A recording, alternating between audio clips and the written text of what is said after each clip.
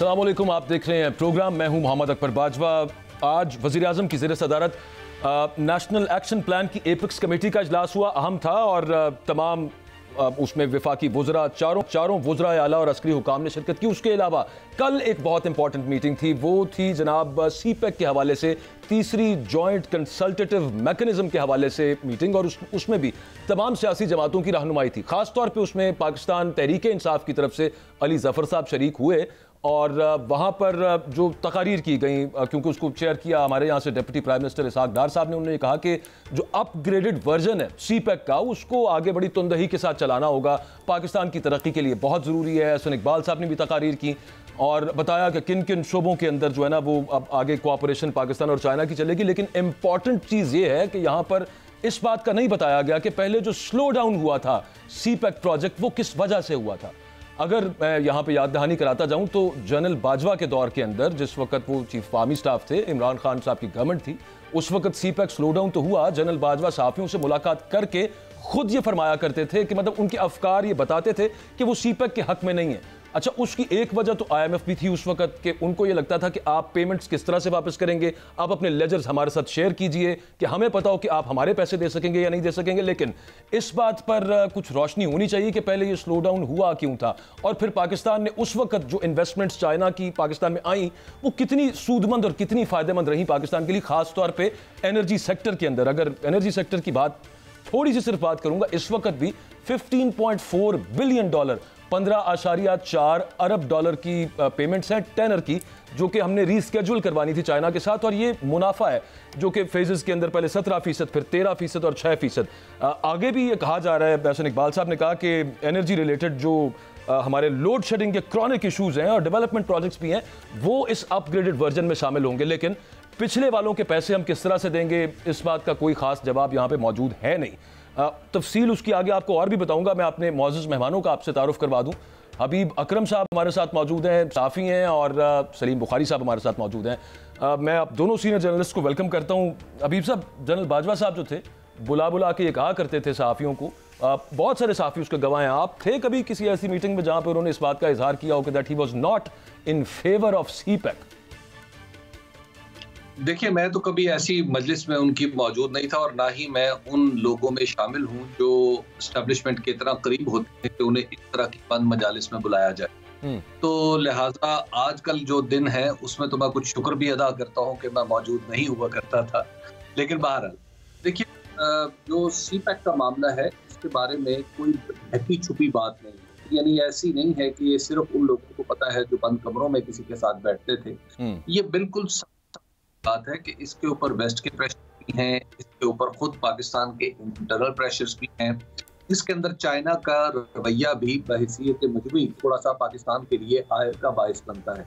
मिसाल के तौर पर एक दफ़ा मेरी खुद चीन के जो सीपेक से मुतल्लिका लोग हैं उनसे मुलाकात हुई, चीन में ही हुई, तो उन सबको ये समझने में बड़ी दुश्वारी थी कि पाकिस्तान के अंदर उस तरह काम क्यों नहीं होता जिस तरह अफ्रीका की नीम आमरीयतों में काम हो जाता है, ये मुकम्मल आमरीयतों में हो जाता है। तो मैं गुज़ार कि पाकिस्तान की सोसाइटी निस्बतन खुली सोसाइटी, और यहाँ पर बहुत सारे सवालात पूछे जाते हैं जो गैर जरूरी भी हों, लेकिन उनके जवाब देना बहरहाल जरूरी होता है। तो ये बात पहले तो उनको पाकिस्तान की तरफ से शायद ही हुकूमती या रियासती सतह पर समझाई जाती हो। दूसरी बात यह है कि पाकिस्तान के अंदर भी जो सीपेक के हवाले से एक फिजा बनाई गई थी, वो ये था कि शायद कर्ज की मैं मुयस्सर आ गई है और अब इसको पी के हम बैठते रहेंगे। मिसाल के तौर पर आप देख लीजिए कि जैसे सीपेक आया तो सीपेक के जो स्पॉन्सर्स थे यानी चाइनीज, उन्होंने तहफ़्फ़ुज़ात का इजहार किया था कि आप हमारे जो पैसे हैं आपके पास आ रहे सूरत में आ रहे हैं तो इकनॉमिकली वायबल प्रोजेक्ट्स में लगवाइए। लेकिन यहाँ पर हमने ऑरेंज ट्रेन दे दी, तो ऑरेंज ट्रेन का भी अभी तक आप देखें कि जब हम पे चाइना अभी हमारे लिए कुछ नरम है, लेकिन जब चाइना ने अगर हमारी जो दराज हुई है इसको खींचना शुरू किया तो फिर क्या होगा। तो लिहाजा हमने बहुत जगह पे लगवाए और बाज ऐसी जगह पे लगवाए, यानी ऐसी जगह पे लगवाए जिनका कोई फौरी फायदा नहीं था, और बाज ऐसी जगह पे लगवाए जहां पे गैर मामूली उन्हें मुनाफा मिलता था। मिसाल के तौर पे एनर्जी प्रोजेक्ट्स जिस तरह के हमने चाइनीज के लगवाए वो चाइना ने पूरी दुनिया में नहीं लगाए, लेकिन पाकिस्तान में थैंक्स टू वक्त का जो माहौल था, बिजली की हमें कमी का सामना था, तो हमने हर बात मानी और ऐसे एग्जॉर्बिडेंट रेट्स के ऊपर चाइनीज प्रोजेक्ट लगवा लिए जो हमारे लिए मुश्किल का बाइस बने हुए हैं। अब जो चाइना का सेकंड फेज, जिसे कहते हैं सीपैक का सेकंड फेज है, ख्याल में आप इसको सेकंड फेज कहना, अभी जाहिर है हुकूमत तो कहेगी कि ये सेकंड फेज है, लेकिन मुझे ऐसे लगता है कि चाइना ने जो पहला फेज था उसका रिव्यू शुरू किया है और उसकी रोशनी में अगला रास्ता तलाश करना है। वो जो सेकंड फेज है वो इस रिव्यू से मशरूत है कि चाइना को इसमें क्या मिला, चाइना को क्या फवायद हुए, माली फवायद और सियासी फवायद। तो ये मेरा ख्याल ये है कि जो भी आपने जिस मीटिंग का जिक्र किया है वो दरअसल वाटर टेस्टिंग है, कि देखना ये है कि अब अगर कोई बड़ा शिप इस पानी में डाला जाता है तो ये पानी कितना गहरा है, क्या उसका बोझ सहार सकेगा और क्या उसे तैरता हुआ रख सकेगा, ये क्वेश्चन है। इसी मामले पे चीन जो है वो वज़ीर आज़म को बुला के उनके साथियों को, उनके मुशीरों से भी बात कर रहा है और फिर यहाँ पर भी लोगों को भेज के सियासी जमातों से अंडरस्टैंडिंग पैदा करने की कोशिश कर रहा है। और सर अभी पिछले माह की बात है, कुछ ज़्यादा पुरानी बात नहीं है, चीन ने कहा कि हमें ऑफशोर डिपॉजिट्स दिए जाएं ताकि आप सीपैक के जो मुआहदे हैं जो हमें आपने, जाहिर है कि वहाँ पे जो इन्वेस्टमेंट्स हैं उनमें प्रॉफिट्स भी चाहिए, आप उस पर डिफ़ॉल्ट ना कर जाएं, तो हमें ऑफशोर आप जो है ना वो डिपॉजिट्स की एक फैसिलिटी ये दें। मुझे एक चीज़ याद आ गई कि जिस वक्त हवेली बहादुर शाह पे ये पावर प्लांट लग रहा था, शहबाज शरीफ साहब ने वहाँ पे खिताब करते हुए कहा कि ये नेपरा फलाना काम नहीं करने दे रहा, ये नहीं करने दे रहा, और पेपरा रूल्स को भी हम साइड पे करके हम खुद करेंगे सारा कुछ। और यूं ही हुआ, सुप्रीम कोर्ट के अंदर एक समाअत थी, चीफ जस्टिस उस वक्त साकिब निसार साहब थे, उन्होंने सुओ मोटो नोटिस लिया और लोड शेडिंग के हवाले से वो नोटिस था, उसमें उन्होंने बुलाया वजारत पानी और बिजली के हुकाम को। तो वहाँ पे पावर डिवीजन से जरगाम इसहाक साहब होते थे, ही वॉज जॉइंट सेक्रेटरी। उन्होंने आके बताया कि ये नई टेक्नोलॉजी है जो यहाँ पे चीन ने लगाई है और इस नई टेक्नोलॉजी की हमें तो समझ ही नहीं आ रही, इस वजह से हम पूरी बिजली बना ही नहीं पा रहे इसके साथ। और फिर कैपेसिटी पेमेंट्स की मद में जो आपने पैसे देने, क्योंकि आप खुद नहीं बना पा रहे, आपको समझ ही नहीं आ रही, वो आपने अलहदा से करना था। एक मुझे ब्रेक का कहा जा रहा था, इसी वजह से मैंने थोड़ी सी ये तमीद बांधी कि ब्रेक से वापस आके इसके ऊपर कुछ बात होगी। और एक बहुत अहम बात है वो ये है कि बुखारी साहब से पूछेंगे कि सीपैक के, ठीक है हम पिछले जो पैसों के हवाले से और उसकी यूटिलिटी के हवाले से हमने वो खर्च कहाँ पे करने हैं वो तो बात रहेगी, लेकिन पॉलिटिकल स्टेबिलिटी की कल उस जो मीटिंग थी जॉइंट कंसल्टेटिव मैकेनिज्म के हवाले से, उसमें जो चीनी कम्युनिस्ट पार्टी के सेंट्रल कमेटी के मेंबर मौजूद थे, ली जियानचाओ, उन्होंने बड़ी इंपॉर्टेंट बात की। उन्होंने कहा कि तमाम सियासी जमातें पाकिस्तान की जब तक एक पेज पर नहीं होंगी, ये किस तरह से मामला यहाँ पे चलेंगे वो आपके ब्रेक के बाद आके आपको सुनवाते भी हैं। सलीम बुखारी साहब से इस बारे सवाल भी करते हैं। Stay with us.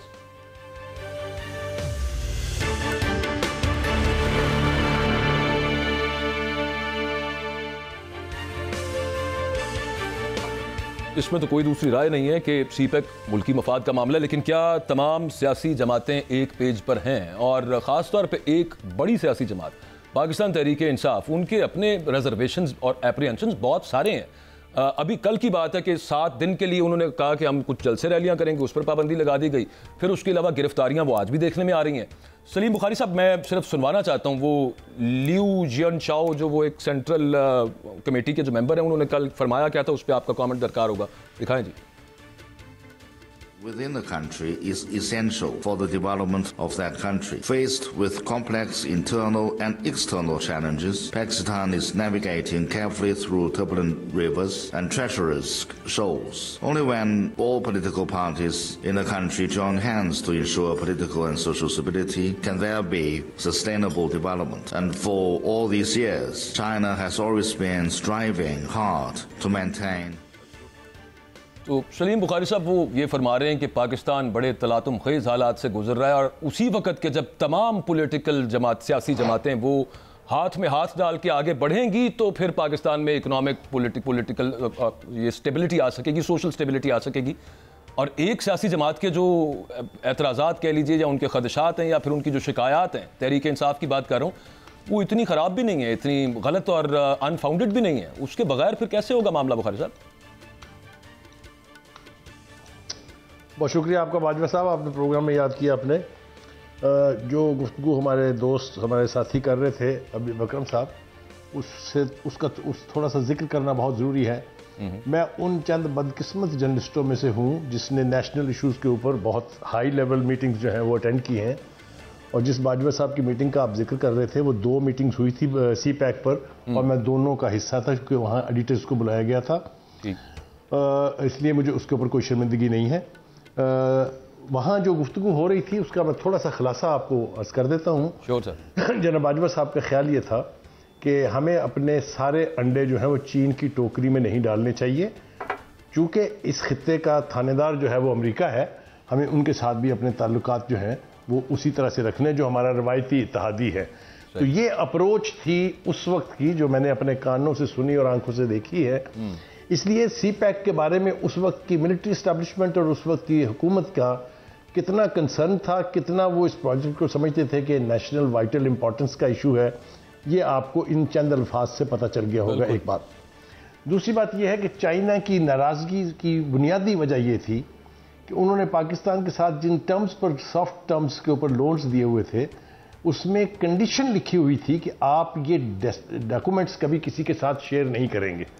लेकिन हमारे ग्रेट अजीम जो असद उमर साहब थे, जो हमारे वजीर ख़जाना थे, वो ये सारे डॉक्यूमेंट लेकर वाशिंगटन पहुंचे थे। उन्होंने IMF को भी दिए और वर्ल्ड बैंक को भी दिए, जिससे बहुत शदीद नाराज़गी का इजहार किया था डिप्टी प्राइम मिनिस्टर चाइना ने। फॉरेन ऑफिस के अंदर उनकी ब्रीफिंग थी, वो मुझे अच्छी तरह से याद है। तो एक तो ये, इसके बारे में कोई इबाम नहीं है कि इस प्रोजेक्ट को उस वक्त अमेरिका की खुशनुदी के लिए हॉल्ट पे डाला गया। और बुखारी साहब, वो जो असद उमर साहब लेके गए होंगे, वो जनरल बाजवा के कंसेंट से ही फिर लेके गए होंगे ना? मैंने तो आपको कोट कर दिया ना, तो मैंने कब कहा कि वो उसके कंसेंट से नहीं गए थे? ठीक। मैं तो आपको ये साबित कर रहा हूं कि उस वक्त की मिलिट्री एस्टेब्लिशमेंट और पॉलिटिकल एस्टेब्लिशमेंट एक पेज पर थी to halt CPEC. Sir मुझे माफ कर दीजिएगा कथा कलामी के, मेरे जहन में एक और इससे सवाल आ गया। मैं आप ही से पूछना ये चाह रहा हूं कि देखें, जनरल बाजवा ने उनको यूं लगता था कि इस खित्ते का थानेदार अमेरिका है और उसके साथ हमें तमाम अंडे एक टोकरी में नहीं डालने चाहिए। चीन के साथ चाहे हिमालय से ऊंची दोस्ती हो, लेकिन हमें इसको बैलेंस रखना चाहिए, ज्यादा चीन की तरफ झुकाव नहीं होना चाहिए। एक फर्द वाहिद ने यह फैसला किया और मामला आगे चल पड़ा। तो क्या गारंटी है सर कल को कोई और आए, उसकी पॉलिसी कुछ और हो और फिर कहीं और मामला चल पड़े? खुदा न खास्ता। किबला यादाश्त आपकी मैं थोड़ी सी ताज़ा करा देता हूँ। आपको याद होगा कि PTI के बानी साहब जो है, उन्होंने 4 साल इक़्तिदार के बाद एक प्रेस कॉन्फ्रेंस में ये कहा था कि ये मुल्क तो जनरल बाजवा और फैज़ हमीद चलाते थे, मैं तो सिर्फ बैठ के देखता था। ये अगर आपको प्रेस कॉन्फ्रेंस याद नहीं है तो फिर मेरे पास तो इसका इलाज नहीं है। तो कहने का मतलब ये है कि या तो आप मुझे बात पूरी कर लेने दें, क्योंकि अगर आप बार बार टोकेंगे तो मेरा सीक्वेंस ही नहीं रहेगा, ऐसे लगेगा जैसे मैं बोंगियां मार रहा हूं। सर नहीं तो sir, all time is yours, आप पूरी कीजिए। हाँ प्लीज प्लीज, मतलब देखिए ना, मेरी बात पूरी नहीं हुई, आपने 2 सवाल इकट्ठे करके तीसरा बीच में ठोक दिया। मुझे सर इन क्यूरियोसिटी हो रही थी, माफ कर दीजिए, इसलिए सुनिए, मैं और हम में से कोई भी पाकिस्तान का दुश्मन नहीं है, ना हम सी पैक के दुश्मन हैं। हमें रियलिटी जरूर बयान करनी चाहिए। 4 साल 3.5 साल तक जीरो काम नहीं हुआ उसके ऊपर, it was all put on hold. And China में मेरी बदकिस्मती में ये भी शामिल है कि मैंने सी पैक के हवाले से वहाँ 5 कॉन्फ्रेंसेस जो हैं इंटरनेशनल, जिसमें 161 मुल्क आए थे, उसमें भी शिरकत की है पाकिस्तान के डेलीगेशन के तौर पे, और मैंने 3-4 दौरे भी किए हैं, उन बदकिस्मतों में भी मैं शामिल हूँ।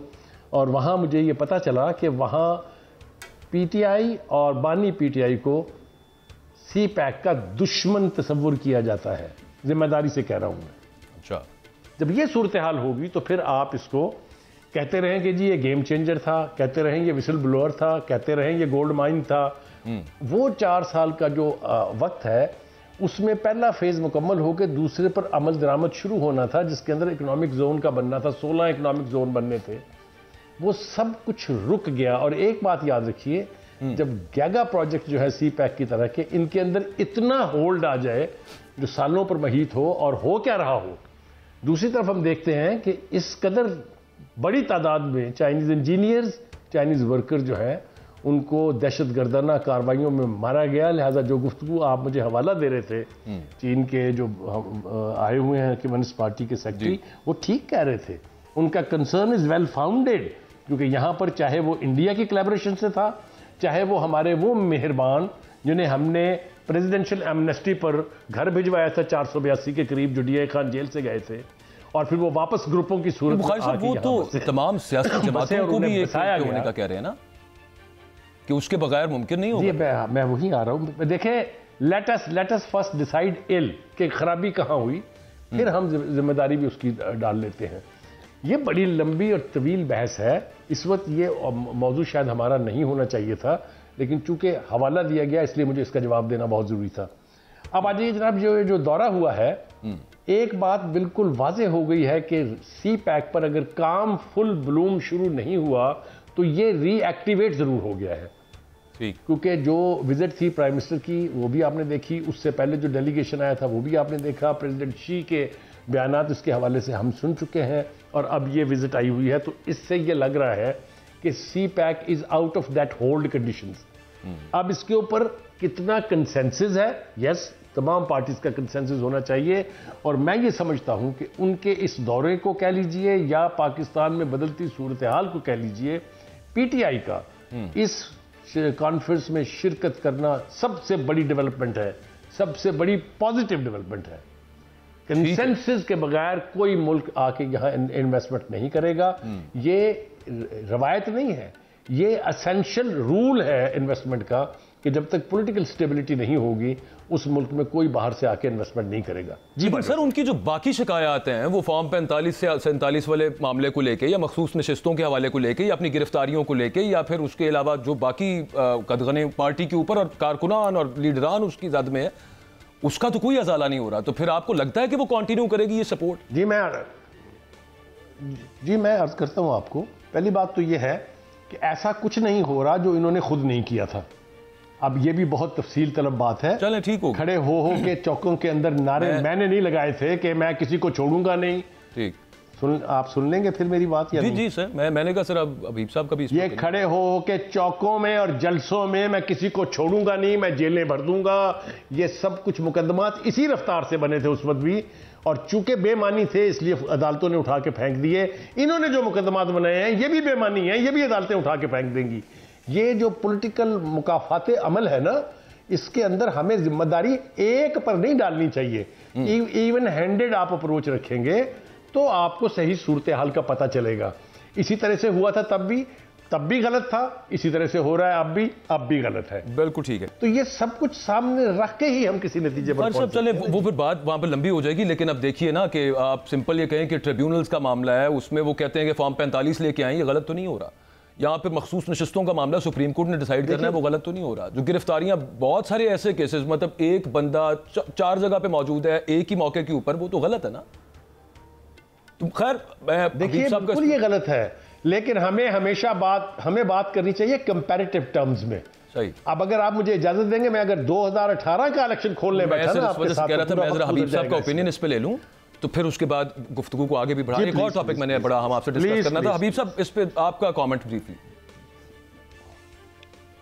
देखिए, जहां तक एक पाकिस्तान के अंदर सी पैक के ऊपर एक तमाम जमातों का इश्तराक जरूरी है, उससे पहले ये जरूरी है कि सी पैक की अफादियत के बारे में आम आदमी को भी पता हो, यानी मेरे जैसे आदमी को भी ये पता हो कि सी पैक जो है वो ऐसा प्रोजेक्ट है जो मेरी जिंदगी में बाकायदा तौर पर फर्क डालेगा। मिसाल के तौर पे अभी तक मैं देख रहा हूँ कि सी पैक में जो 2013 से लेके 2017-18 तक जो उसकी गैर मामूली रफ्तार रही, उसका नतीजा ये निकला था कि 2015 में मैं अपने रेवेन्यू का 62% वो अदा करता था पाकिस्तान के तौर पे, यानी मेरा जो रेवेन्यू था वो 62% उसका चला जाता था सूद में।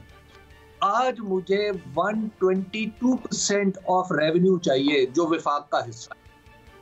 तो मैं ये देखता हूं कि एक तरफ सीपैक बड़ी तेजी से ग्रो किया है, दूसरी तरफ मेरा मुल्क जो है वो धंसता चला जा रहा है डेट के अंदर।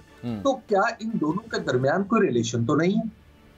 उसके बाद मैं ये देखता हूं कि आखिर ये क्या वजह है कि सीपैक के लिए सीपैक के तमाम प्रोजेक्ट ऐसे प्रोजेक्ट बन रहे हैं जो बुनियादी तौर पर तबका उमरा या किसी मखसूस तबके को वो सपोर्ट करते हैं। मिसाल के तौर पे बड़े बड़े मोटरवेज बन रहे हैं और हमारे पास इतना सामान नहीं है कि हम उन मोटरवेज पे ट्रक भी चला सकें। हमारा जो ट्रेन का सिस्टम है जिससे आम आदमी को फायदा पहुंचता है, जिससे पाकिस्तान की इकॉनमी को फायदा पहुंचता है, वो ऑन होल्ड पे चला गया हुआ है। जब मैं देखता हूं कि इस तरह की चीजों के तो मुझे कर्जे उतारने पड़ रहे हैं, मेरा रेवेन्यू कम से कम होता चला जा रहा है, मैं बतौर पाकिस्तान देखता हूँ कि मेरे मुल्क के अंदर जब मैंने चाइना के साथ FTA किया था तो उसके बाद से मेरे मुल्क की पूरी इंडस्ट्री बैठ चुकी है। आखिर हो क्या रहा है? तो कहीं मुझे इन सवालात के जवाब देने या मुझे सीपैक को जुज़दान में रख के उसे अपने सर पे रख के कसम खानी है कि जनाब ये बड़ा जबरदस्त है जी। मसला यह है कि सीपैक पे कोई तनकीदी नुक्ता नजर भी होना चाहिए, नहीं होना चाहिए, या आप अपनी मजबूरियों में अपनी सब कुछ जो है वो रहन रखते चले जाएंगे। देखिए, ये एक तवाज़ुन चाहिए, और मैं इस बात के उस वक्त भी हामी लोगों में से था जब सो कॉल्ड उसके ऊपर रखा गया था ना, जब लोग कहते थे जनाब सीपैक के ऊपर काम नहीं हो रहा, तो मैं उस वक्त भी ये अर्ज करता था कि जनाब ये बड़ा जरूरी है कि इसको एक दफा रोक के इसको रिव्यू किया जाए, क्योंकि इसके जो आइंदा आने वाले जो नताइज होंगे वो क्या हम भुगतने के काबिल हैं भी कि नहीं, और आज वो बात दुरुस्ती कर लेगी। 15.4 बिलियन डॉलर्स की तो सर अभी हमने रिस्केड्यूल करवाया और वो सिर्फ IPPs की हैं जी। और जहां तक बाजवा साहब, जहां तक पाकिस्तान तहरीक इंसाफ का ताल्लुक है, तो पाकिस्तान तहरीक इंसाफ का मैं आपको एक अर्ज कर दूं कि वो माजी है, वो हाल है, वो मुस्तकबिल है। आप इसको जैसे जिस ज़र्फ़ो ज़मान में चाहें आप इसके ऊपर बात करते हैं, लेकिन दस्तूर एक ऐसी बुनियाद है जिस पर बात होनी चाहिए। और दस्तूर में आपने क्या लिखा हुआ है कि जो पॉपुलर पार्टी होगी उसको इक़्तिदार मिलेगा। अब और इलेक्शन जो होगा वो फ्री एंड फेयर शफाफ होगा, ये भी आपके दस्तूर में लिखा हुआ है। अब यहाँ पर हुआ क्या है कि आइन की ये जो बुनियादी शिक है कि यानी अवाम जिसको चाहेंगे वो इक़्तिदार में आएगा और अवाम जिसे चाहेंगे वो इक़्तिदार में नहीं आएगा। तो हमने ये देखा है कि अवाम ने चाहा किसी को, इक़्तिदार में कोई और आ गया। अब इसके लिए आप माजी में चलना है तो माजी में चलते जाइए, बिल्कुल पीछे चलिए। 2018 में, 1998 में, 1898 में, आप 1298 में मैग्ना कार्टा पे चले जाइए, माजी का सफर तो कहीं रुकेगा ही नहीं। तो बात यह है कि जो दलील है, मेरा ख्याल है कि दलील वहां से अखज़ करनी चाहिए जो उसका मंबा व मस्दर है। बिल्कुल ठीक है। IMF ने जो स्टाफ लेटर लिखा था उसमें उन्होंने कहा कि पाकिस्तान में पॉलिटिकल स्टेबिलिटी यहाँ में, अगर आपको अगला स्टैंड बाय एग्रीमेंट चाहिए। फिर उसके बाद चाइना के जो कम्युनिस्ट पार्टी के जनरल सेक्रेटरी थे वो ये फरमा रहे थे। हमारे यहाँ पे कुछ ऐसे मामला नज़र नहीं आ रहे कि आगे पॉलिटिकल स्टेबिलिटी किस तरह से आएगी। एक बड़ा अहम केस डिस्कस करना है ब्रेक के बाद, वो है मखसूस नशिस्तों के हवाले से जो एक इंतखाबी निशान तहरीक इंसाफ से लेने वाला फैसला हुआ था। मेरे ख्याल में उसके बाद ये सबसे इंपॉर्टेंट केस है मखसूस नशिस्तों वाला, और उसमें इलेक्शन कमीशन ने एक बड़ा ही दिलचस्प जवाब आज सुप्रीम कोर्ट में जमा करवाया है। ब्रेक के बाद आपको बताते हैं।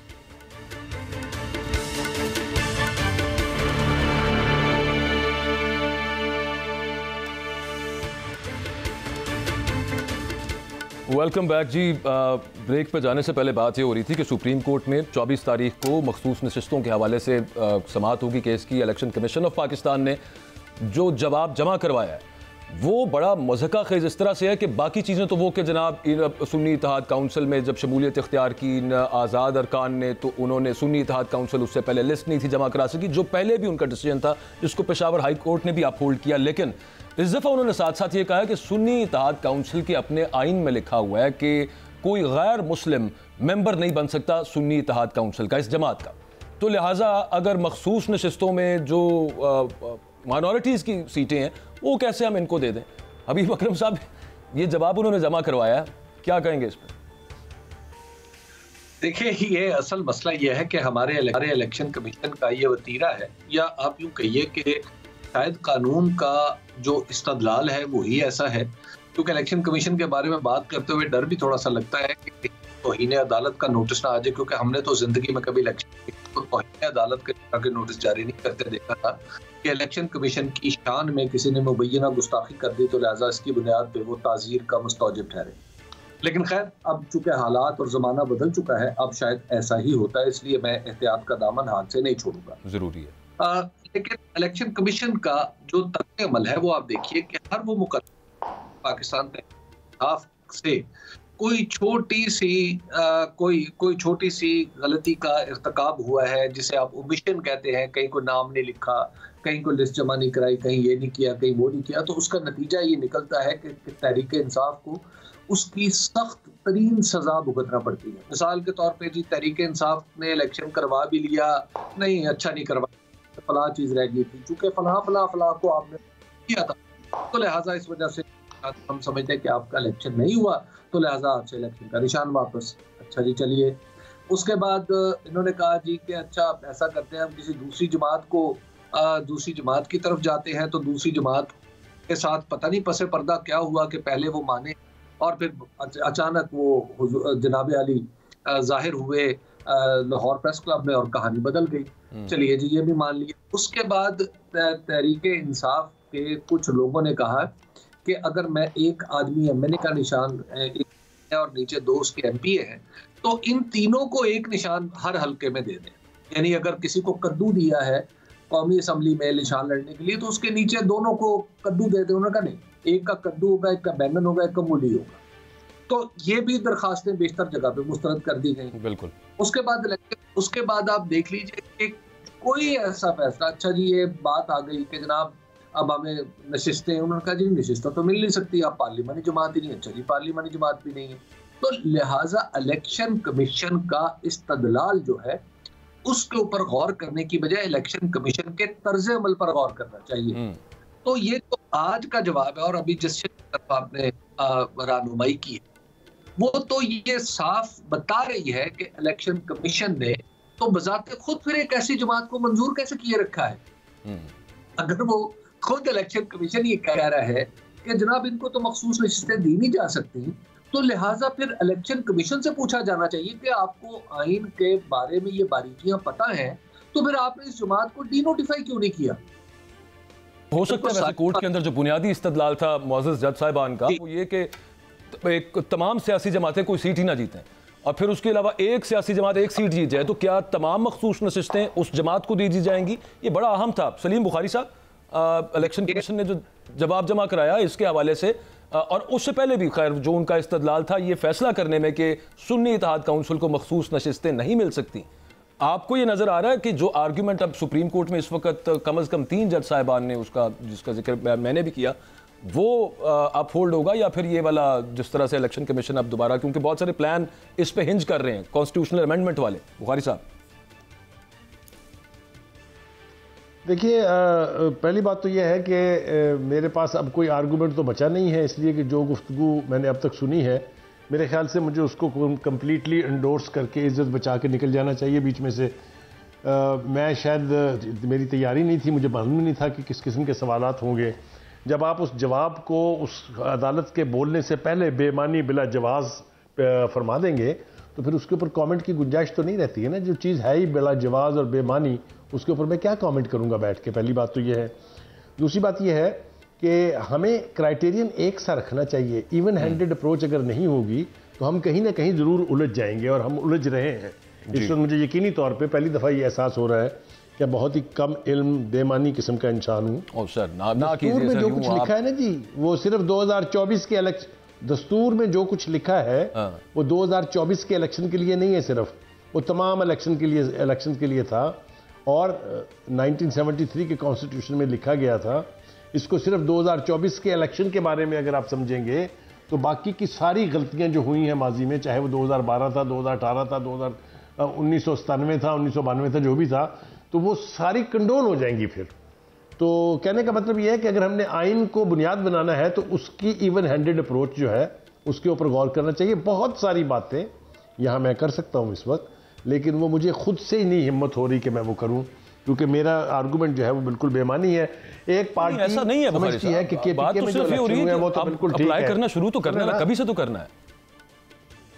सोने तो सही ना जी, सुने तो सही ना। मैं अर्ज कर रहा हूं कि केपीके में तो इलेक्शन बिल्कुल ठीक हुए हैं, वहां तो कोई गड़बड़ नहीं हुई, कोई धांधली नहीं हुई, कोई फॉर्म 45 नहीं है, कोई फॉर्म 47 नहीं है ना। कमाल ये नहीं सर है, मौजूदात है नहीं है सर। जेयूआई ने चैलेंज किए हुए हैं वहां पे कुछ हल्के,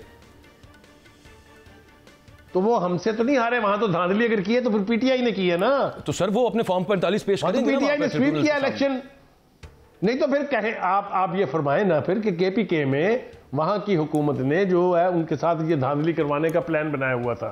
ये तो आप नहीं फरमा रहे सर। मैं तो सिर्फ ये कह रहा हूं कि आप इस्लामाबाद के 3 हल्के, गुजारिश ये है वो उन्होंने नहीं दी। हम में से यहाँ जी देखिए, या तो हम यहाँ पार्टीज के मौकफ जो हैं उनको दोहरा लें और उसके ऊपर खड़े हो जाएं, या हम इसका एनालिसिस कर लें। मुझे ये समझ में नहीं आ रही कि हमने नैरेटिव स्टेट करने हैं या एनालाइज करना है। मेरी मुश्किल को हल कीजिए बाजवा साहब, खुदा के लिए। मैं तो फाफिन की रिपोर्ट आपके सामने नैरेटिव्स हैं जो आप बयान फरमा रहे हैं ना, जो इस वक्त तक no, these are not questions, these are not questions my dear, you are passing judgements. आप मेरी बात को सुनिए हौसले से। आप लोग जजमेंट्स पास कर रहे हैं, एनालिसिस नहीं कर रहे हैं। यही मेरी मुश्किल है, इसलिए मैं फंसा हुआ भी हूं। अगर किसी से मांगा ट्रिब्यूनल ने, इसमें जजमेंट क्या है? मुझे सिर्फ ये मेरी रहनुमाई कर दीजिए। मुझे अपना आप बड़ा भाई, इसमें जजमेंट ये है कि जब वो इसमें जजमेंट ये है कि जब वो गए इलेक्शन ट्रिब्यूनल्स में तो उन्होंने कहा लाइए सबूत कहां है, तो उन्होंने कहा जी हमने तो सोशल मीडिया पे देखा था, ये देखिए वीडियो, ये सबूत नहीं होते हैं। इसलिए मैं इस बहस पर नहीं पढ़ना चाहता, ये बहुत दूर तक चली जाएगी। एनीवे, एक बात मैं वसूख से कह रहा हूं कि इलेक्शन में अगर धांधली हुई है तो ना सिर्फ ये रेक्टिफाई होनी चाहिए, बल्कि जिन्होंने की है उनको इबरत का निशान बना देना चाहिए। ठीक। कोई जी शऊर शख्स, चाहे वो आम आदमी है चाहे वो जर्नलिस्ट है, इलेक्शन में होने वाली धांधली को जस्टिफाई नहीं कर सकता। सर देर भी आज तक मेरी जुबान से ये लफ्ज नहीं निकला कि इलेक्शन में देखिए हमारा कंसेंसस हो गया, यहाँ पे तीनों का हो गया। और ये बिल्कुल कोई बात है ना कि अब आइन के मुताबिक चलना है। साफ और शफाफ नहीं हुए तो आइन के अंदर ही दर्ज है कि ट्रिब्यूनल कमीशन बनाएगा, और वो जो ट्रिब्यूनल्स हैं उनके अंदर यूं ही तय होना ना। अगले दौर में फॉर्म 14-16 थे, अब 45-47 है, उसी की बेसिस के ऊपर टैली होकर सब मामला होगा आगे। मेरे पास वक्त की और मुझे ब्रेक का कहा जा रहा है किल्लत है। बहुत बहुत शुक्रिया आप सलीम बुखारी साहब, अल्लाह का शुक्र है। चले एंड पे हम एक नुक्ते पे हम मरकूज हो गए कि फॉर्म 45 दिखाने चाहिए। और इलेक्शन ट्रिब्यूनल जो ट्रिब्यूनल्स हैं उन्होंने वैसे मरियम नवाज साहिबा और हमजा शहबाज साहब की भी मांग ली हैं। आप भी ज़रा लेके आइए अपने जो फॉर्म 45 हैं। एक ब्रेक लेंगे। मीनवाइल बहुत शुक्रिया, हबीब अकरम साहब हमारे साथ थे, सलीम बुखारी साहब हमारे साथ थे। Welcome back, stay with us.